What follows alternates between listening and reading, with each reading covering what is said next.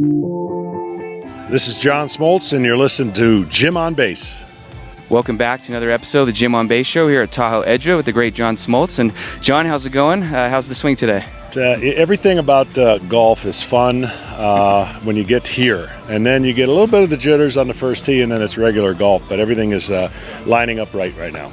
Well, I know this is a course that has fast greens, right? So do you do anything to prep before you get here? Or? No, there's no way to emulate these greens. A lot of poana, a lot of subtle breaks, and they really don't kind of stay the same way. So you got to be a little lucky, and you got to control your speed. Gotcha. And you're here solo this year, right? No Glav and no Maddox. So. Yeah, no, I'm hopefully representing the Braves, and hopefully I can get a win.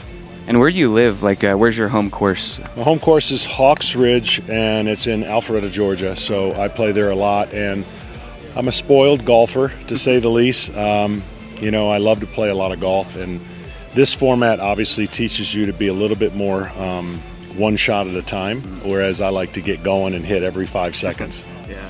Well, yeah, you're working up a sweat. Yeah, that's definitely the range. I've spent more time on the range right now than I've ever done in the last 3 months. Well, I have been asking everyone here fun questions to get to know them. What kind of music are you into, and who was your very first concert? So I've never really been infatuated with anybody, and I've never been a concert guy. Okay. I like music that I can listen to and understand.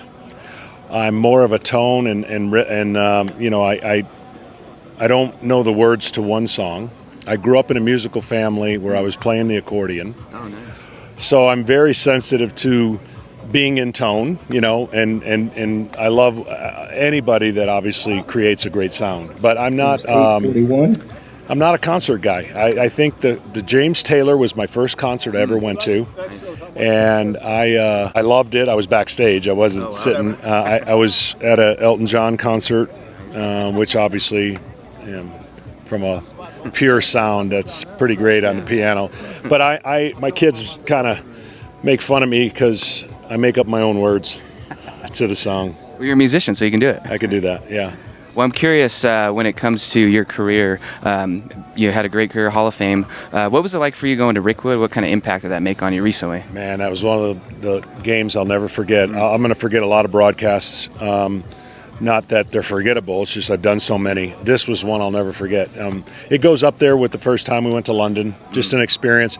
But this is number one for me because when you do a baseball game, there's two teams that want to win and obviously do their best. But when there's history and there's a life-changing moments that you get to know and be part of, I mean, when a 99-year-old man, Mr. Greason, is having an interview and he displayed the grace and humility that you have to have when you're in his position, I'll never forget that.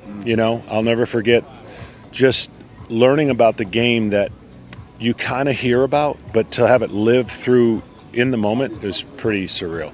And you'll probably never forget the humidity either, right? I heard it was pretty hot out there. It was. We were on the top of the stadium, which is unique because, it was built in 1910, I think, but it really embodied the entire spirit of how far we've come and where the game has evolved from.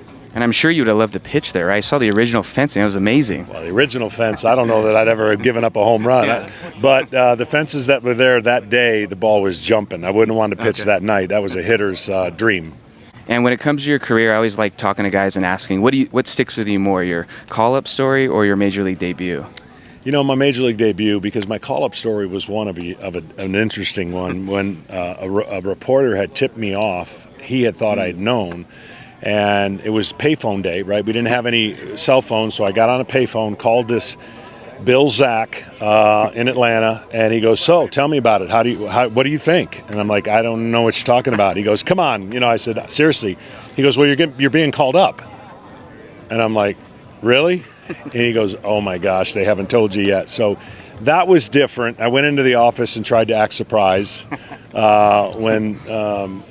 when they told me, but the moment of pitching at Shea Stadium in front of a pretty much sold-out crowd, Tom Seaver Day, against a team that went on to win the pennant or playing for the pennant, the Mets. So it was something I'll never forget. My first strikeout was Darryl Strawberry.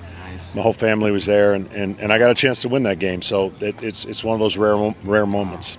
Well, that's a great memory there, great story. And what I'm curious about is you have your World Series ring too. So what do you do? Is it on lockdown? Do you keep it in the house? What do you do? No, it's in a safe. I don't wear any jewelry other than my wedding ring. I'm not one that ever is going to wear it. I'll pass it on to my children. And it's a nice reminder of how cool, but how far long ago it was. That ring wouldn't even sit on the corner of the new rings that guys are wearing. They're like an apartment complex with lids and I mean, you could probably shoot fireworks out of it. So it's a pretty cool reminder of how hard it is to win, and we've been there a lot. And I'll never forget that moment we dogpiled in Atlanta. Well, John, thanks for coming on. It was fun to get to know you, and wishing you luck this week. My pleasure. Thanks.